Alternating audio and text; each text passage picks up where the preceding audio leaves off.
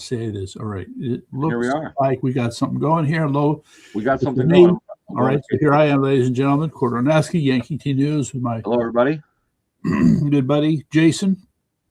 And we're about to go live on Facebook as well, Okay. as usual, that's as per policy at Common Sense News and Entertainment, the There you big go. picture. And here we are live on Facebook. Hot Good diggity evening. damn. It's Saturday, the 14th of March. We're here Right. with Kordonaski from Yankee T News once again on Facebook Live with our Mhm. awesome studio. I know it's not quite up to Fox News standards yet, but we're working on it. Yeah, you got that right. Now, I will have to admit, been looking at these are what I think of as competing podcasts. I'm the first to admit the lighting could use some improvement here. Yeah, hey, it's all about what I'm doing. Substance over style here on Common Sense News and Entertainment right now. I will go with that. I will make that case. Even Stephen Bannon talks on about things. That's right. So let's talk about what you were just saying before we went on the air about your shift in focus on the war in Iran. Okay, so we'll deal with that first. And again, this was inspired by an interview that was Charlie Rose talk about a dinosaur of legacy media, barely breathing. He's 80 something, 84, 85 now, and he looks it. So again, he was interviewing this guy named Abbas Milani. He was a historian, an academic, originally from Iran, but he's in some institute, I think UCLA or somewhere like that. In any event, so Charlie's asking his opinions on what's happening in Iran, and the historian makes it very clear that he, first of all, was very opposed to the war, but here we are, so now we don't have a choice. And in saying we don't have a choice, I think, are faced with a number of uncertainties here. Now, I'm going to say uncertainties in spite of my willingness to agree quickly with how Secretary of Defense Pete Hegseth has made it clear that they have been planning this out to a fairly well. And while there's a methodical approach to it, they know what they're doing.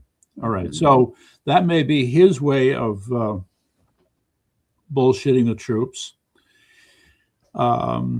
But I have to believe that given their resources, they have done their best to plan it out. I hasten to add,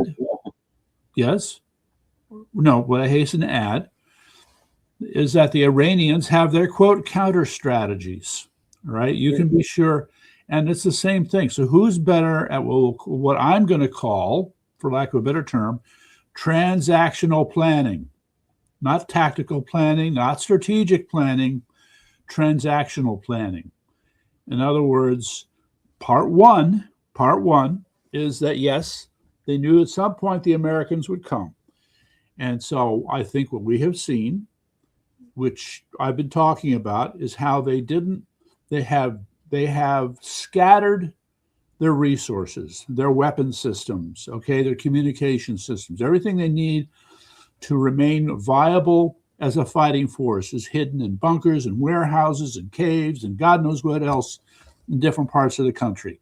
So they're okay with whatever it is the Americans are going to try, because every which way that we turn, there'll be another trap. There'll be another ambush. There'll be another decoy.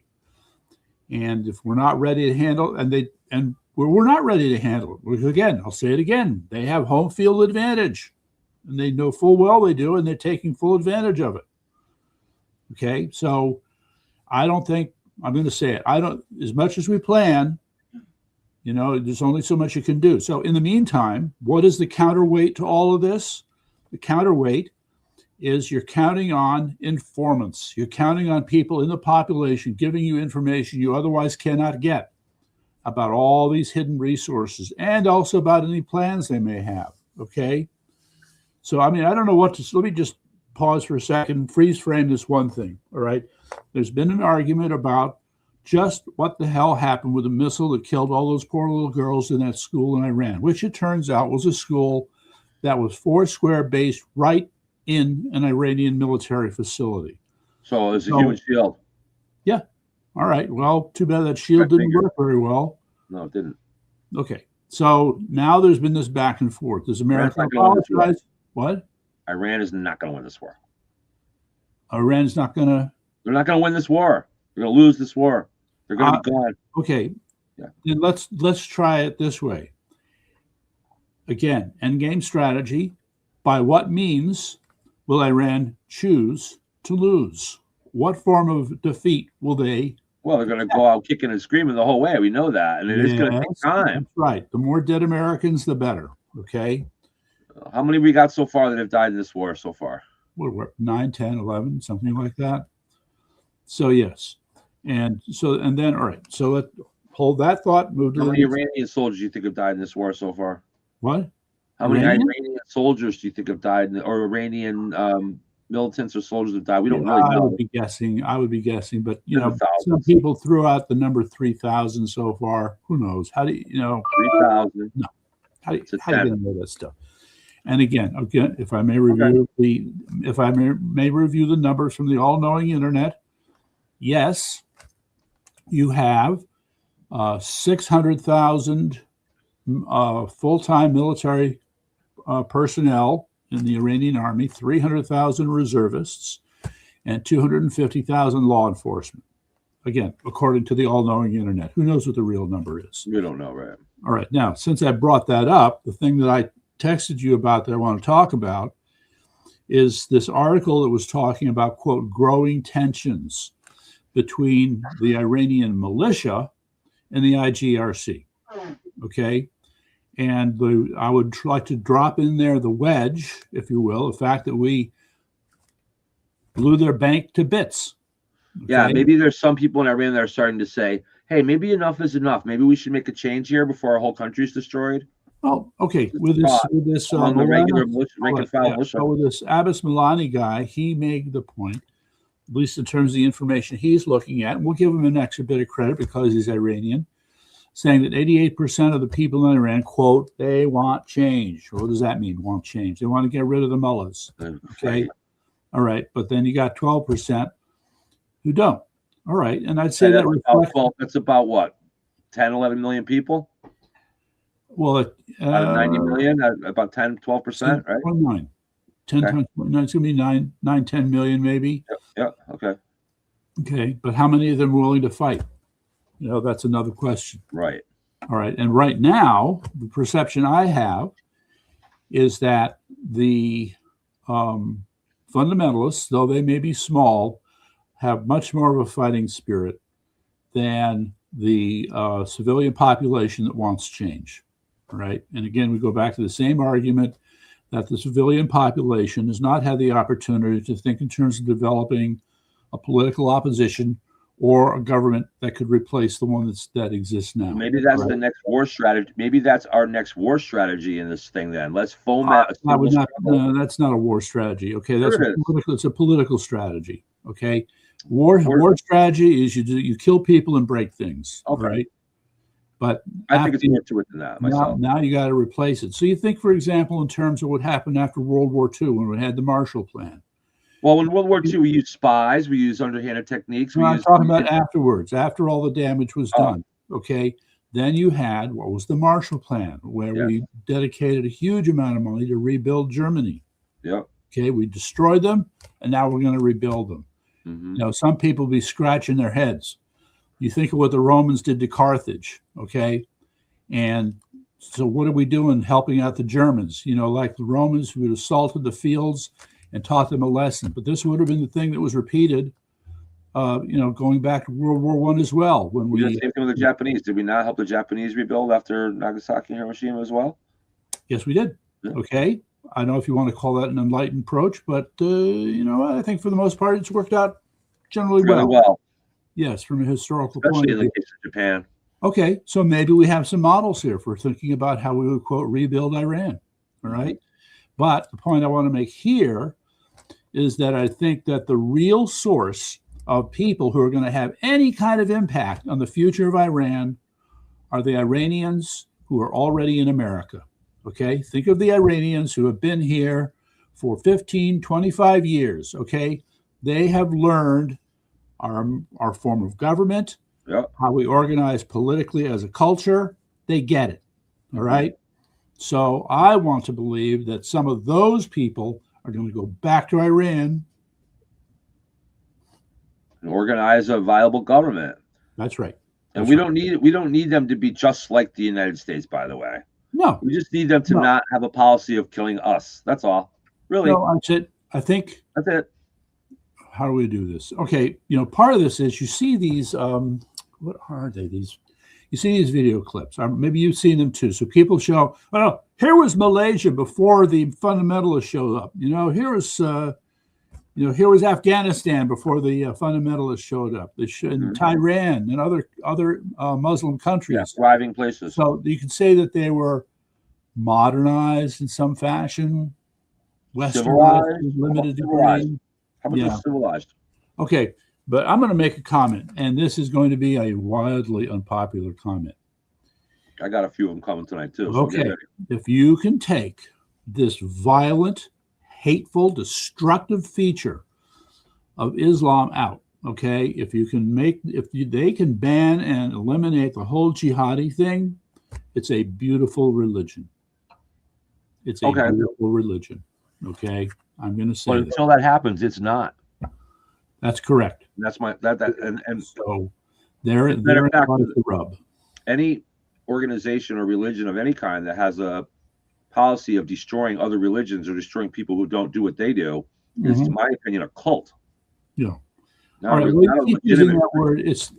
I would caution you, Mr. Douglas, to not lean too heavily on this concept of a cult, because the concept of a cult refers to a small group, not a big group. One of the definitions of a cult, for example, is that you take people and they're cloistered into a group, and you, as members of the cult, you cut off relations with their family members. Okay. Okay. If we can't call it a cult, then, all right. If we can't call it a cult, and we don't really want to call it a religion, is there a word in our dictionary for something that's larger, that is very?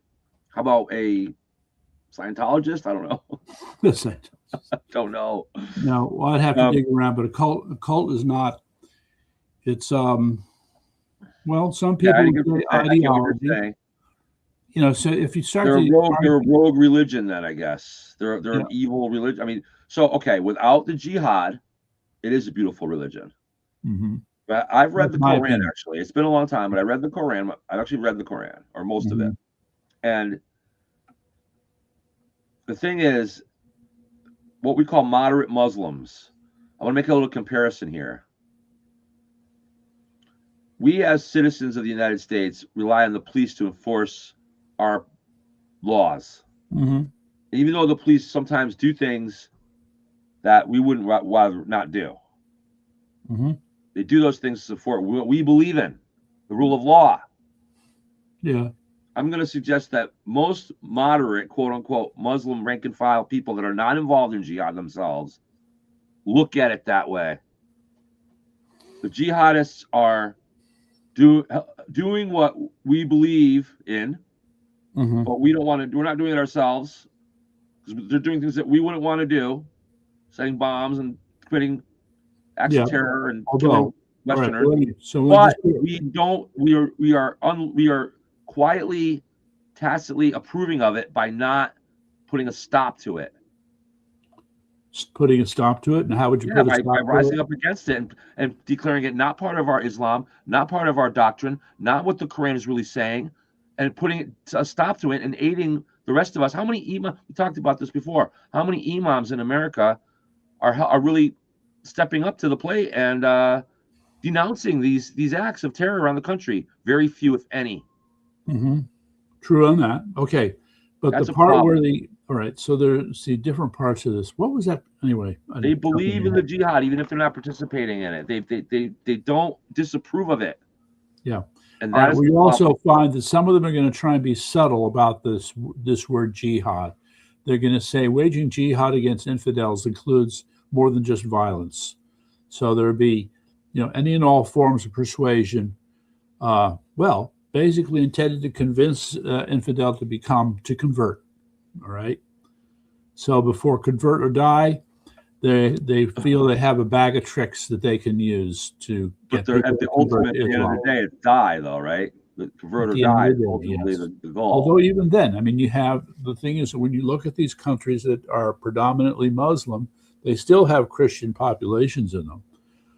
And what they have, as we are told, one of the things is if you're not a Christian, you have to pay jizya, Jizzaz, which is a tax for not being a Muslim. Right. Right. That's in some of the moderate countries. Even Iran has some Christians that live in it, I guess. Yeah, Look, right. And not just first of all, Christians, let me there are just other say, religions as well. if I'm against any religion trying to tell people, force people to join, I mean, convincing some, trying to say, hey, this is what I believe in. If you want to join, it's fine. But I'm against any, even Christians trying to indoctrinate or force people in any way or highly pressure people into putting them under their tent. That goes for Islam, Christian, Judaism, anything. All right. Well, what we've seen. If you want to put up a sign, you want to say, come join us, fine. But this notion of that if you don't join us, that you're somehow, I get the belief systems. I get it. What do you get? I get that the people feel really strongly in their convictions in every religious persuasion. But Christians don't say we're going to, the difference is Christians don't say we're going to kill you or you should die if you don't join us. Okay, Yeah, no. Let me go back to the mild form of jihad. All right, and one of the mild forms of jihad is to play the victim. Okay, we Muslims are so oppressed in this country, right? We want our little prayer bath in the airport. We will feel less victimized if you were to do that. They extend that victimhood to standing before boards of education and making the case for why the school systems have to do a better job of teaching children about Islam. And the people on the board suck it up, all of it. Let's not make the mistake. They are. Let it be known that these mild forms of jihad only set up the stage, if they succeed, for the harder form of jihad later. All right. Yes, and that's their plan. Which makes it all right. So at what point do we? So, all right, let's deal with this on an objective basis. In a public education, grades K through 12, should one never utter a single word about Islam? No, I disagree with that. No, I think the children in our schools in America should be all taught that Islam is a threat.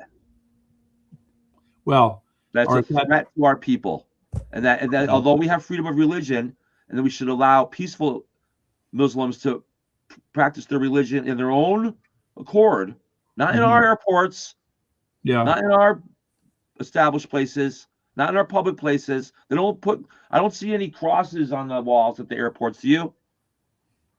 No. Okay, enough of that argument. You can do what you want on your own property. It's the argument they're making. It's the argument they're making.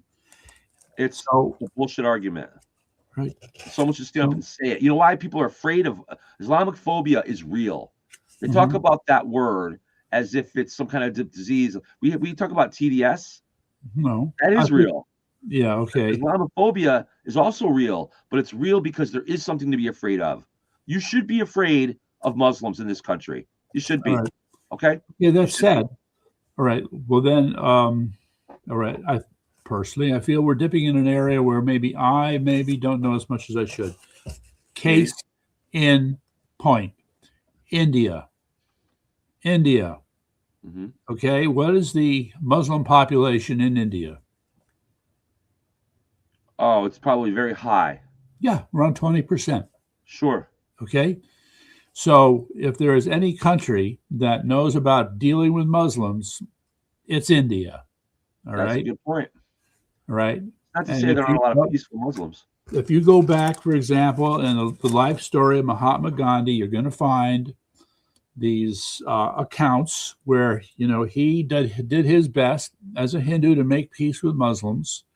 And there was once a story, it was in the movie, I don't know if you ever saw it, but in the movie there was a scene where this Hindu man comes in and confesses to Mahatma Gandhi that he had killed the parents of Muslim parents of a child. And Mahatma Gandhi just looked him in the eye, said, "You may be Hindu, but it's your responsibility to raise that child as a Muslim."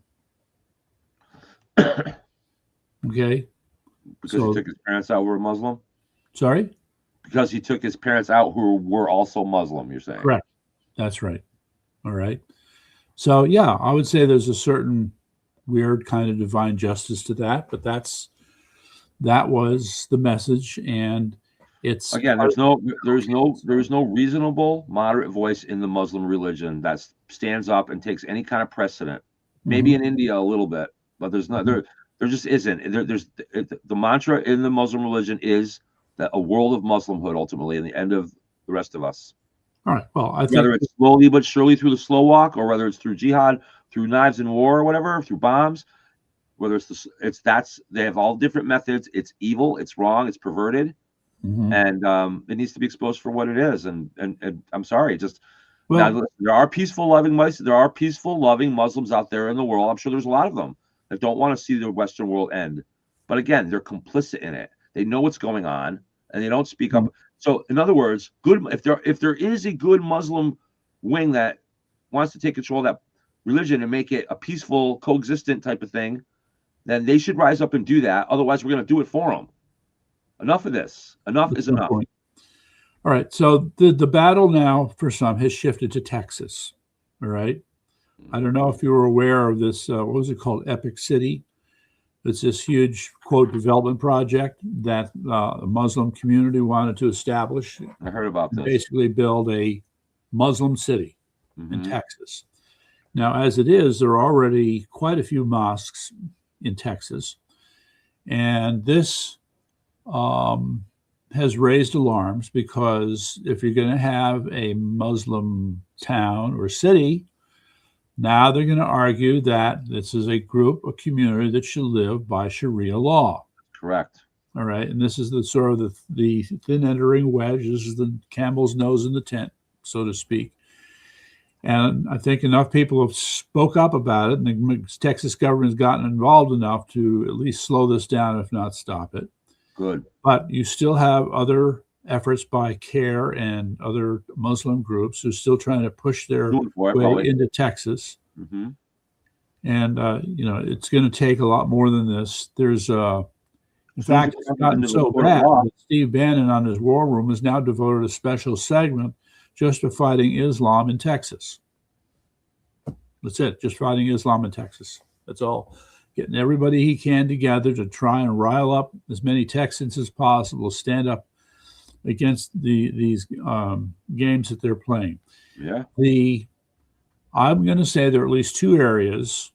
All right, we would like to think, well, sure, we can just deport them. All right, and that there are other places where we'd like to think in terms of deporting them, but realistically, not happening.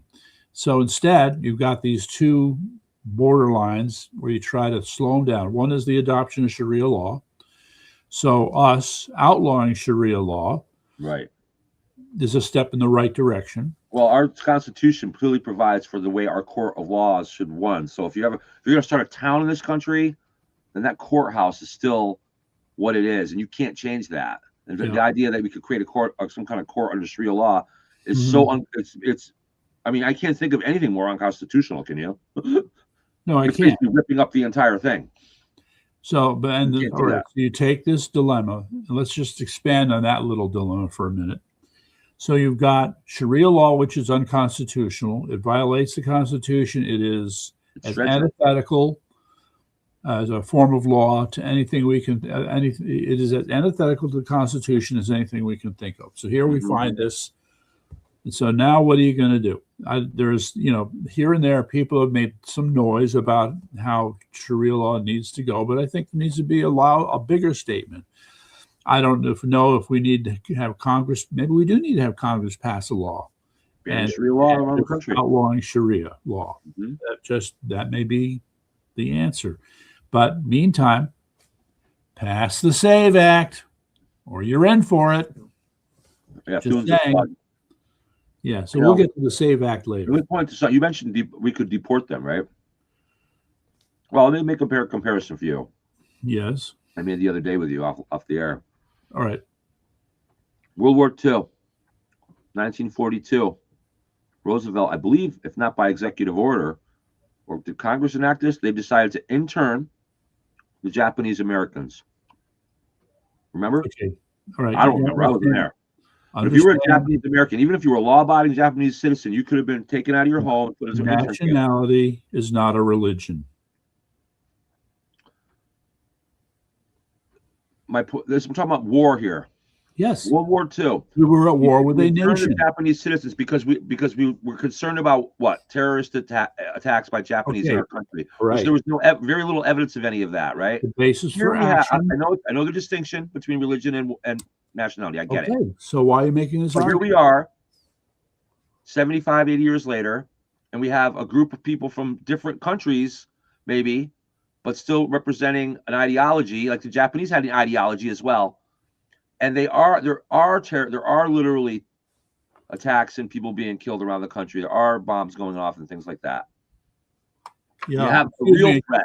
All right. And I'm looking for a rubber band to demonstrate that your argument is a stretch. I'm not advocating interning Muslims. I'm not. Let me get this straight. Make this clear. I am not advocating for the internment of Muslims. That's not what I'm doing here.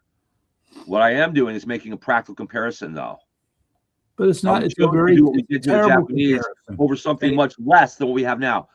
I get it. Comparison. I don't think it is. Again.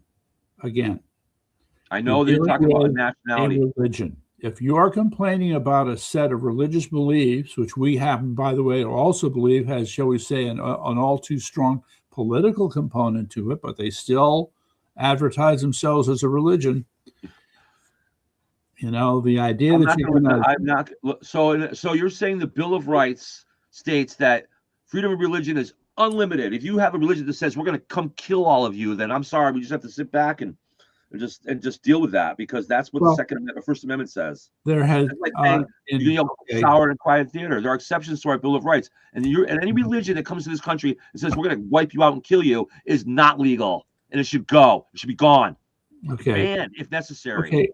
Okay. Again, they're being deceptive.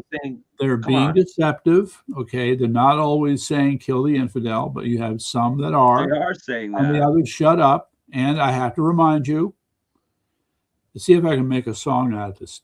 How many are standing up and saying don't kill the infidel? How many Muslim leaders are TAQIYYA. TAQIYYA. How many Muslim? Hey, you know what I'm even referring to? How many Muslim leaders are standing up and saying, "Don't kill the infidel. Stop killing the infidel"? How many? You're kind of making the same point over and over again, and I'm trying to introduce some new information here. Okay, I'm listening. TAQIYYA. Do you know what that is? No. TIQUYYA? TAQ. AQ? TAQIYYA. I have no idea what that is, sir. Here we go. This is one of many alternate. This is one of many alternate spellings. Another star of the show is here tonight. Here you go, right there. There it is. Check it out. I startled her now. All right, Takiya might be one Y instead of two. Oh, there's no. You had a U before. I thought you said QU. No, you were listening for a U because I said Q. I'm used to the U after the Q. I'm having a hard time. TAQIYYA. All right. Nothing is sacred anymore. Now they're putting other letters after Q's, and it's confusing me. All right. Can you remember this word? I can. Okay. Takiya. Or Takiya. I'm not sure where you put the syllabic emphasis. All right. It is, as you might imagine, an Islamic term. And what it means is you get to lie. It's the theological justification for lying. Kind of like your truth. What? Kind of like your truth. No. The original basis for this justification for lying to do what? To convert people? One, self-preservation. Okay, you got to remember, Sunni Shia hate each other's guts. fighting and killing each other back in the 1800s, 900s. So at the time, I forget, they actually named this guy, but there was a I'm fatwa. listening. I was going to rescue my cat. I'm listening. Keep Okay. going. Okay, we're good. You rescued the cat. Good. Yeah, she gets confused. She was Okay, trapped. so around 800 AD or so, this fatwa was issued. It was issued to Shias to protect themselves from Sunnis, if I remember correctly.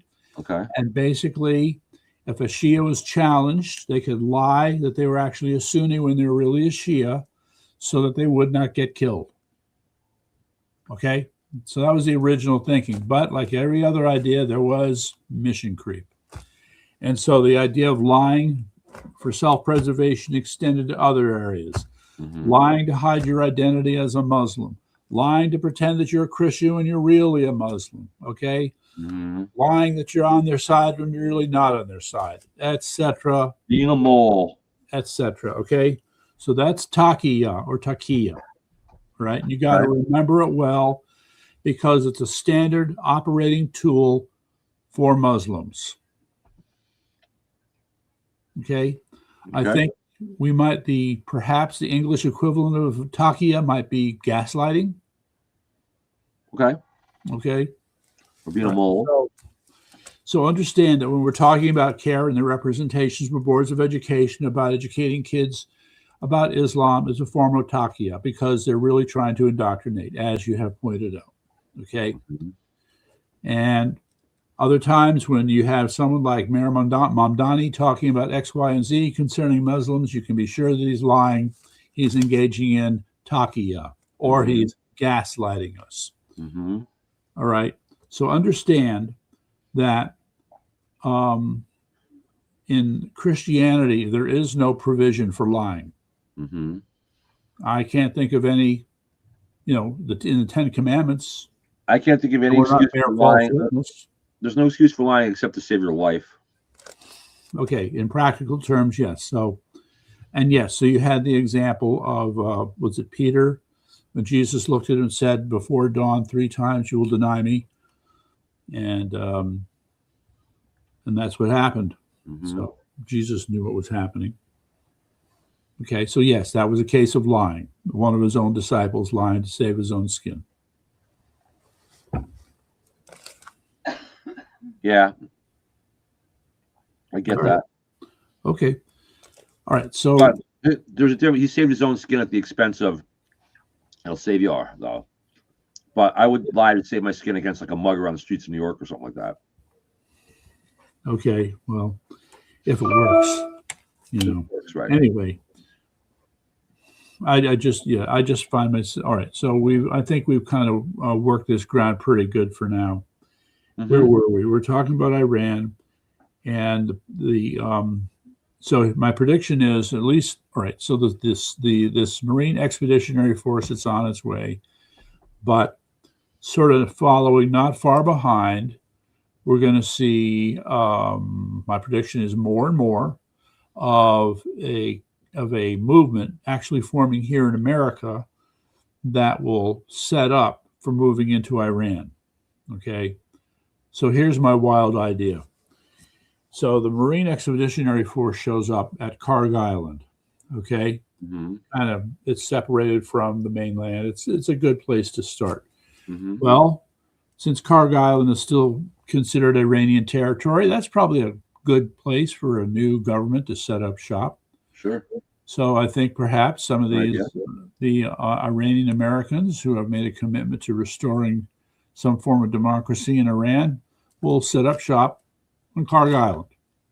I like that idea. So that's my wacky prediction. And from there, they can help organize friends within the mainland to help. Yeah. Right. This thing could morph into really what is an Iranian civil war, really. Possibly. I don't know. Right? It's just, all right. So this gets, all right, here's my dumb question. How many bullets do the Iranians have? 700 billion. I don't know. Okay. So again, and it's going to be distributed. All these different, if being scattered the way they are, like you say, has its advantages and disadvantages, right? Okay. Well, they don't, all right, again, in the minds of some, or let's think back, let's go back now to what the reality is on the battlefield between Ukraine and Russia. All right. Anytime the Russians, more than 100 Russians show up in one spot, they're gone. They're dead. They're killed. Okay. The system of surveillance and intelligence gathering and target identification within the Ukrainian military has risen to a science. This is why all the Russians can do right now is try to infiltrate the lines with, 5, 10 men at a time, and they're kind of scattered around. Mm-hmm. Because any larger concentrations are quickly and easily picked up. The Iranian military is going to have the same problem unless they know how to do decoys and be misleading. Any place, because right now, since we have air supremacy, we're surveilling every inch of it, that place we can, between U-2 flights and satellites and drones and God knows what else, just constantly. You sound a lot more optimistic tonight. What? You sound much more optimistic tonight. Well, I mean, these are the realities. Okay, the question in my mind is how carefully have the Americans thought through the ability of the Iranians to be resilient and adaptive? How well has that been thought through? Okay, I think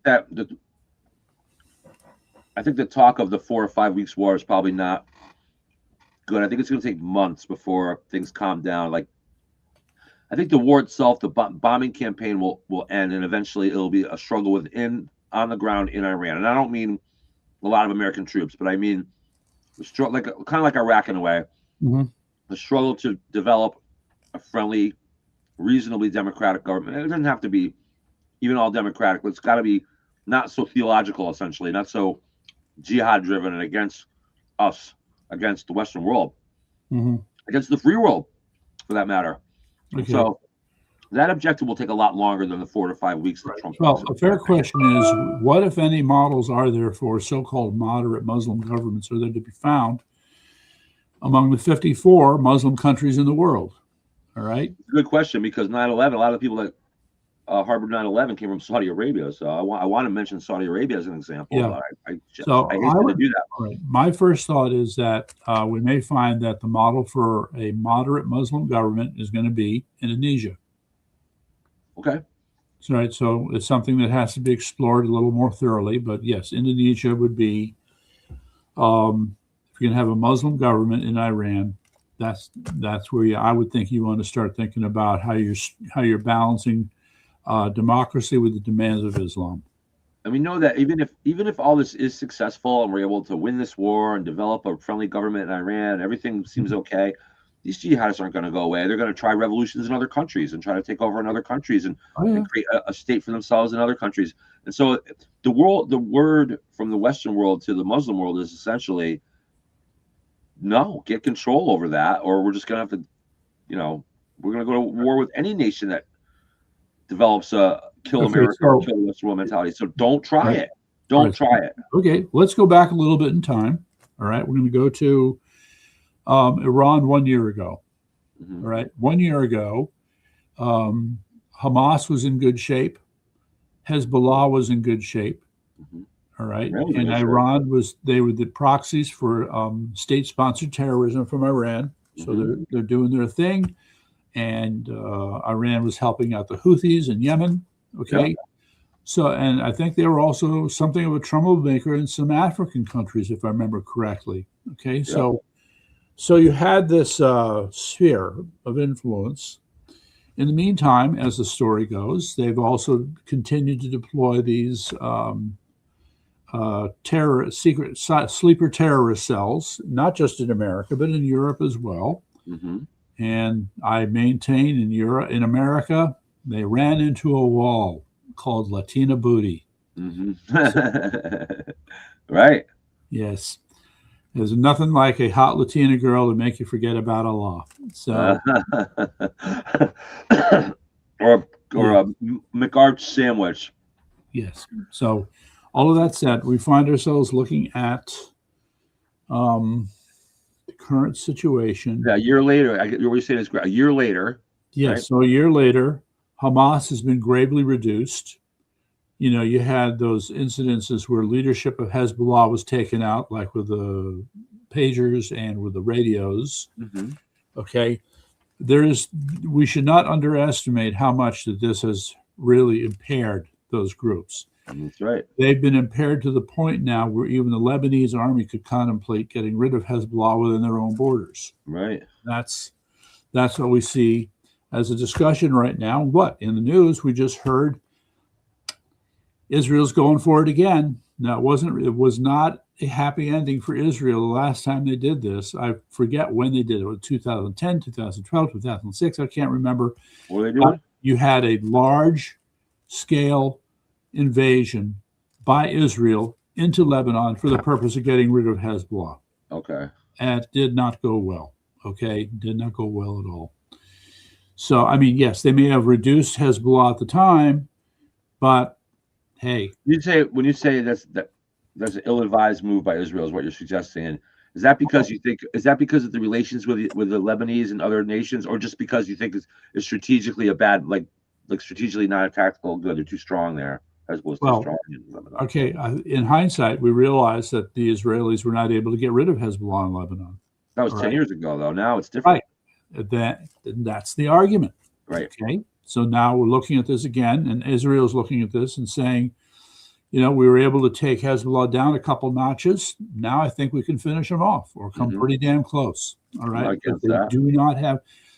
So, I mean, we can say they do not have help, but we have reports that there are elements of the IRGC that are in Lebanon with Hezbollah as it is. Okay. So who knows what the story is with respect to their strength and their position. Well, this gets back to my argument earlier about so we have what this thing's called the Arab Accords, where some of these civilized Arab nations are signing on to peace in the Middle East. Where are the moderate Muslim soldiers? Where are the troops from Oman? Where are the troops from Saudi Arabia? Where are the troops from Indonesia? All right. I'm going to take this as an opportunity to be even more speculative and crazy conjectural. All right. I think there's something to this, because what has Iran done? They took out a desalinization plant. They took out a refinery. They have attacked some military bases. All right, 12, right? It's more now. Let's say 15, 20 attacks on different countries. So now these quote unquote moderate Arab nations now have two reasons to hold on. I'm working up to a different point here. Okay. So it's been predicted. Now it's going to get outrageous, ladies and gentlemen. Unfortunately, this takes on the tone of a real World War III. But the idea here is that because all these countries have been attacked by the Iranians, and countries like Qatar and UAE are threatened, as well as Saudi Arabia, what's going on in the Straits of Hormuz, okay? Yeah. That all these guys are going to somehow help the U.S. Navy in working those waters against the Iranians. All right. So, all right. But look, as we speak, I think it's not that hard to imagine. As we speak right now, somewhere in the Pentagon, it's either Pete or it's one of his lieutenants sitting down with people from that region. The Arab Accord signers, essentially? Sorry? The signers of the Arab Accords. No. Yeah, our Arab allies. We're talking about our Arab allies. No. Who's he talking to? Different. No. Who's he talking to? No. The issue here is military cooperation. The Abraham Accords has nothing to do with military cooperation. I understand that. All I'm saying is the same nations that are signed those Abraham Accords are the same nations that we're looking for military help from. No. That's all. I'm not saying they're part of the Arab Accord. Not even a half dozen countries signed up on the Abraham Accords, okay? Okay, and they are? It's just a couple. What are those countries? What? What are the countries? Look them up. Qatar and Saudi Arabia? United Arab Emirates might be on the list. Oman might be on the list. I'm not sure. Where are their soldiers? Okay. So the issue of a joint ground operation where soldiers from these other countries work together with the Americans on an invasion into Iran. Mm-hmm. I don't know. I don't know how you spell proliferation, but I spell it WW33 III. How do you get World War III out of the whole world is essentially against Iran right now? And maybe Yeah. I mean, so how do you get World War III out of that? Where's Okay, this well, access of, unless okay. Russia and China get involved, then you're talking World War Yes. III. Yes. All right. Well, let's see if that's the case here. Let me give you a kind of unrelated thing here. We haven't even talked about Turkey yet. Okay. Or Syria for that matter, but Syria is very weak. They clearly would not figure into this, but Turkey, you got to think about very carefully. Mm-hmm. Okay. So if it's about territorial relationships, which is a nice way of talking about geopolitical considerations, then we have to look at what's going on in the Horn of Africa. All right. And we'll just start with, there's Somaliland, but there's also Sudan. I think Egypt is involved. I'm trying to remember, are we talking about Sudan and South Sudan? We might be. Just Somalia and Somaliland. Okay. Only recently did Israel recognize Somaliland. Okay, so it's a breakaway province, if you will, from Somalia. Yeah. But they've maintained their independence for at least several years now. And they're more moderate and democratic, I understand, correct? Well, that may or may not be true. Okay, so and then mind you, Somaliland fronts on the Persian Gulf or the Red Sea, on the Red Sea. Okay, and they have ports. Okay, meantime, Somalia has been recognized by Turkey. Okay, Turkey and Israel have not had great relationships. There are places where they cooperate, places where they don't. When Syria fell, Israel invaded there, and they started bumping up against the Turkish military that were coming into Syria. So you had all kinds of cool stuff going on there. What a royal mess, okay? Mm-hmm. But somehow the peace has been maintained. Mm-hmm. And so now, with what's happening, will Turkey be in the Red Sea? Will they be in the Persian Gulf? Who is their friend going to be? So the relationships between Turkey and Iran, to my memory, have not been great. No. Okay. And I think Turkey was one of the countries that took a missile from Iran last week. Okay. As well. But Turkey and Iran share a common enemy. Who would that be? Not the United States, The Kurds. Kurds. Okay, you got Kurds in Turkey, Kurds in Iraq, and Kurds in Iran. Yeah, the Turks aren't going to jump in this thing on it with Iran's side. I just don't see it. Hey, anything to get rid of the Kurds. Okay, it's the thinking of Turkey. They've got. So you think if we're utilizing the Kurds to help Iran, they've got a burr up their ass about. So if we're utilizing if we overuse the Kurds to help us with Iran, that's going to piss off the Turks, correct? All right. It's a wacky area when it comes to political sensibilities. All right. So Turkey is very good at reading the room when it comes to regional politics. And I'm not sure where they're going to land on this. Obviously, if it's smart, you go with the United States. Okay. But look, just to make the point, you've had Turkey helping out both Russia and Ukraine. Mm-hmm. Okay. Yeah. All right. So they're practical in that regard. But then at the same time, the Russians did something that pissed them off, and then they blocked Russian ships from coming into the Turkish ports along the Bosporus in that area there.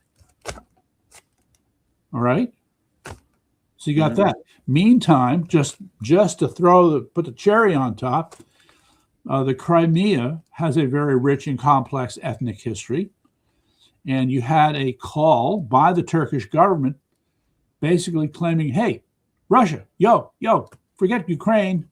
Crimea belongs to us. There's from the Ottoman Empire, there was a rich Turkic history there. That's our area. Get out. So now all three countries are fighting over Crimea.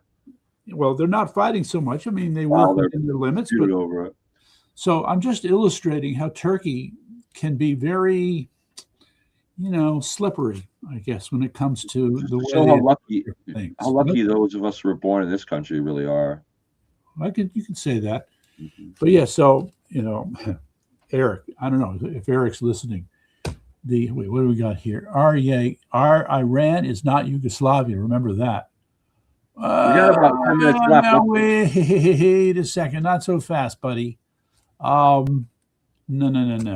If you're trying to suggest that Iran is not Yugoslavia in the sense that Yugoslavia was kind of stitched together and held together by General Tito, okay.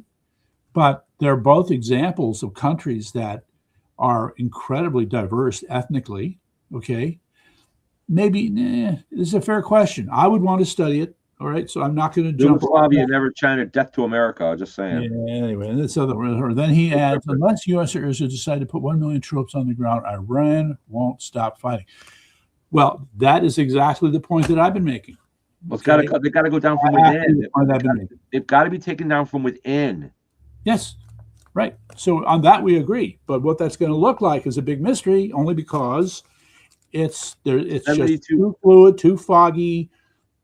80 million, muddy. 80 million to 10 million. Okay, spread around a huge geographic area, by the way. Yeah. Okay. Isn't most of the population of Iran is in the eastern side though? Like most of the western part of Iran is just deep mountains. So that 90 million is concentrated on, I believe, it looks to me, I've never been there, but it looks to me like half of the landmass of Iran is where the population is. All right, I'm going to give you a totally off-the-wall example of what I'm talking about, okay? And I mean, I'm making your point here. Okay, one day, a long time ago, when I visited Colorado and happened to be in an area, I wish you could remember the name of the town, but there was, let me put it to you this way. You have the Air Force Academy in Colorado. You have other military assets in Colorado. You have the thing about the airport and whatever's going on there in Denver. But as I was going through that area, something very disturbing became very clear to me. If you go back to the 1950s, all right, and military planners were looking with fear at the Soviet Union, they were asking the question, what if the Soviet Union could invade the United States? Red Dawn, man. Hell yeah, Red Dawn. Okay, so here's the thing. All right, there's this thing called it's called a uranium trigger. There's a key mechanism, key component for making an atomic bomb. It's called a trigger. Okay. So you have to initiate the explosion where the two pieces of uranium implode into each other and set off the chain reaction. Okay, well, you need a trigger to make that happen. Well, that trigger is not trivial art. Talk about absolutely precise timing, because you are trying to get this explosion to happen perfectly. You can't have one part with more pressure than another part as these pieces of fissionable uranium came together. All right, this is why I call bullshit on the idea that Iran would know how to make such a trigger. In any event, the factory for making that trigger was in Colorado. Oh, really? Okay. So here's the thing. They were saying to themselves back in the 1950s, we're going to need that technology for making these triggers if the Soviets invade. So part one, part two, we set up the plant in Colorado. And if we have to, we take that factory apart and we take it into the mountains. Yeah, under the mountains, yeah. Right, and Iran has a lot of Colorado-like mountains, bigger. Okay. And in fact, I think if I'm not mistaken, the Western Himalayas might spill into Iran. So the same thinking applies. So they're taking a look at whatever their critical technology is and what they need to keep on fighting, and they're going to go into the mountains to do it. So where did you go there, Mr. Arye Garg? They won't stop fighting. Hell yeah, they won't stop fighting. Hell yeah. We're going to have to destroy them. That's all, until they stop fighting. Okay, but this becomes like what happened in Afghanistan. The Soviets were never able to stop the Mujahideen. We helped them, of course, but the mountains, forget it. Well, don't forget about air superiority too. The Russians had air superiority. Air superiority and special ops could do a lot. And I got a feeling that our military is let me put one thing for sure. Yeah. Our military is based on modern technology. The advancements in technology since 1980 Yes. are tremendous. Number one. Number Yeah. two, our military is way superior to what the Russians were in 1980. Okay. We well, have a lot of ways that we can bust mountains and get into these things. So I don't think yeah, it may be a pain in the butt. I mean, no Okay. doubt. But all right. But I'll just add to that. What the American military has learned more than most militaries, though others understand it, is that a military organization, in order to remain effective, has to be a learning organization. All right. Absolutely. You're always taking the newest technology. You're always learning from your mistakes. You got to admit your mistakes. Room. Too. You got to admit your mistakes in order to learn from them too. Oh, okay. Maybe not in public, but you can be sure in closed doors. Yes. They get it. They're well aware. They know where they screwed up and what they have to do about it. So, it was kind of funny back in the 70s. The Marines had this thing where they were all about perfection, and zero errors, 4.0 performance. Yeah. And that was like a big deal. On what planet? And that's all fine. That's all fine. But sometimes you encounter things where you just don't know what you're getting yourself into. Sorry. Right. Sorry. So there you go. With that, are you ready to wrap it up for tonight? Are we already close to an hour? We are just about at an hour. Oh, had too much fun. Fun. I'm having fun, but we do it again tomorrow night. All right. So let's just throw in a couple of quick things you brought. I'll get this other thing off the table. I am going to also go out on a limb and say this article about growing tensions between the Iranian militia and the IRGC, or the professional elements of their army, could become worse. All right. Which will have a lot of positive. It's going to drive defections. It's going to, impair the Iranian army's ability to be effective and operational. Just a projection that I'm making, because the key to victory is fomenting discord from within. Absolutely, I think. Yeah, well, believe me, both sides are trying to do to the other constantly. Mm-hmm. So anyway, Maha, we're going to talk about Make America Healthy Again. Yeah, I'll do it as a teaser. Make America Healthy Again. This is a topic that means so much to me personally. Mm-hmm. Oh, really? When was the last time you had a Twinkie? What's that? When was the last time you had a Twinkie? A Twinkie? It's been Twinkie. Look, it's been a long time on a Twinkie. Almonds. That's the way of life, right there. Almonds, raw almonds. Raw. They gotta be raw. Yeah. Where do you get your raw almonds? Is it the co-op? No, Big Y. We had the Big they Y. Sell raw almonds at Big Y? What? They sell raw almonds at Big Y? Well, they all have a sort of a standard package of different products of a type, right? So you got the raw almonds next to the walnuts, the pecans, the cashews, the peanuts, right? Does it say Spanish almonds on it? No. Okay. No, because you'd have to go to a health food store. Last I learned, it was illegal to grow raw almonds in the United States and sell them. They have to come from import. Well, there's another type called a tamari almond, which I think is from Spain. I'm not sure. There's another one. There's a certain kind of almond. They're shaped differently and they have a different taste, and they're from Spain. Yeah. Anyway, so that's just a whole show on Maha one of these days soon. Okay. Right. So, you may not have been following, but every week, or most every week, I have done a special called Food Additive of the Week. Okay. All right. So I'm going to leave you with a gross one. You're going to love this. Okay. This substance, which I'm about to describe, is used as a flavoring ingredient for vanilla and raspberry ice cream. Ooh, now you're getting me. Okay. Hungry. I don't quite have the name right, but it's something like corosum or coroscorum. It is the exudate of the anal glands of male beavers. It's used as a food additive. Interesting. Okay. So when are you going to have some vanilla ice cream? I'm going to make my own, I think, now.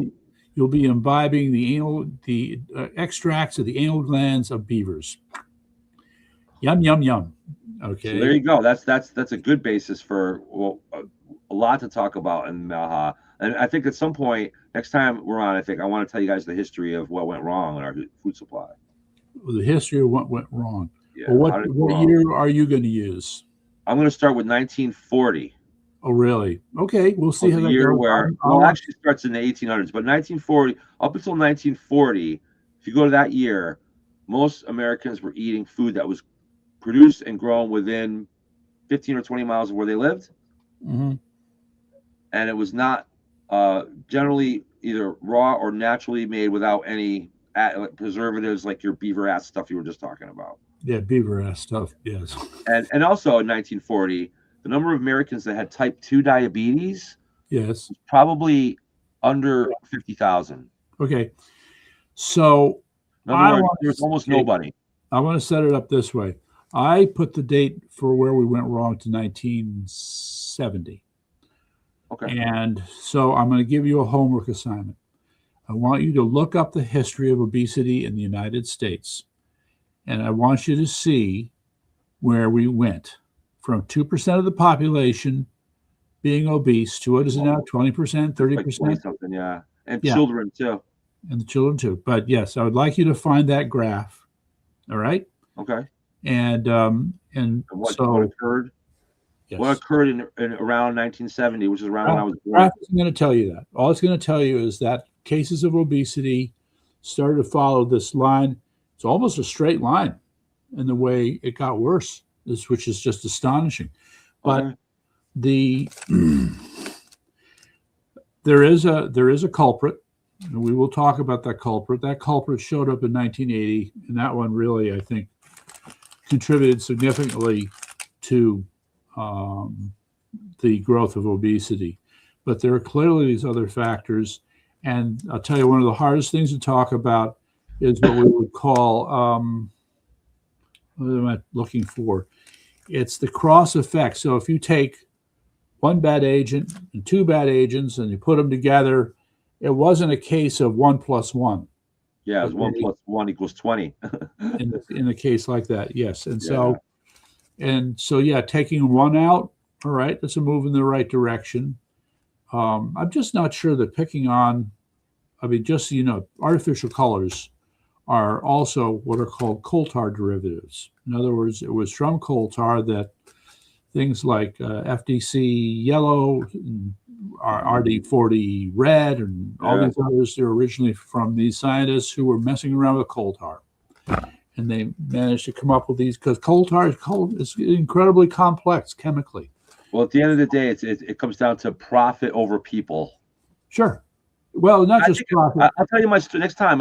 We'll save it till next time, but I'm going to tell you my story about why I think it's 1940. And I think it started off as not really a profit over people thing. I think it just started out as practical business application that wasn't meant to cause any problem. Well, I mean, the argument is cover up the problem that resulted in a business logistical problem that they then used chemicals and cover up to fix.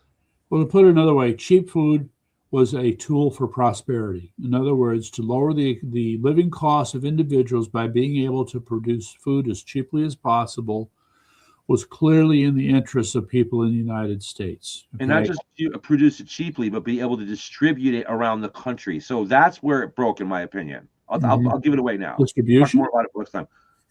You could produce food. Producing companies were locally controlled, and eventually big corporations like Hood, for example. Yeah. I'll use milk as an example. Milk was locally produced. It was raw most of the time, or when they homogenized it, pasteurized it, that was a problem too. But it was still locally produced and pretty fresh. But eventually what happened was big corporations took over the milk. So now the milk, they want to make it, in order to make more money, they want to make the milk in only a few plants around the country, not locally everywhere, because practically it costs too much money. So now we got to get the milk from one place to another. We got to distribute the milk on 500 or 1,000 miles now instead of just 5 or 10. So therefore, we got to preserve the milk and make it last longer. And now we have what the product now, which is crap. Well, I don't know, because preserving the food so they can travel and last on the shelf longer is how they get more profitable. Okay, there's supposed to be a law where they're supposed to disclose all the ingredients, but they will hide behind terms like natural flavors. And Congress lets them do that. And that way we don't. And so the Coruscant stuff is a perfect example. That's considered a natural flavoring. Mm-hmm. Right. The sheep butt or the beaver butt stuff is natural flavor. Yeah. Okay. On that note, we should pick up on Maha tomorrow night a little bit more, though. Yes. There's a lot. Okay. Let me just quickly. As a diabetic too, we could talk about. I've put in a word. My sponsor needs to put in a word here. Okay, ladies and gentlemen. Where'd it go? There we are. That's my sponsor right there. Make sure you call me for all your real estate needs. Okay, there you go. A large company that behaves with small town, personal flavor. Well, yeah. I mean, the way the office is set up, but it's. I'm going to say it like everything else. It's about leadership. Right. When you have good people leading you in these offices, you're going to get good results. That's right. So yeah. All right. Okay then. For tonight then. All right. Baranowski and Jason Douglas saying good night. Good night, everybody. Enjoy your evening. Enjoy your family. We'll have to come up with a closing song too. Oh yeah, we got to do all of that. We need a theme Brahms song. lullaby. There you go. Substance Over Style for now. Or you got to grab your ukulele and come up with something. Oh, writing a song. I can play, but writing a song, maybe I can come up with something. Yeah, will be very easy. Have that like hard hitting. Let me see if I can come up with one chord. Common sense, news, and entertainment. The latest from Iran. God, you look like you're on drugs, man. Oh my God. All right, with that, good night, everybody. All right. We're gonna say good night on Facebook. Later. Thanks for watching. All right. Mila, Corey, People's Lobby, guys, great to have you. We're growing more and more every day. All right. God bless Connecticut. God bless America, and we'll see you tomorrow. All right. There you go. Later. Bye.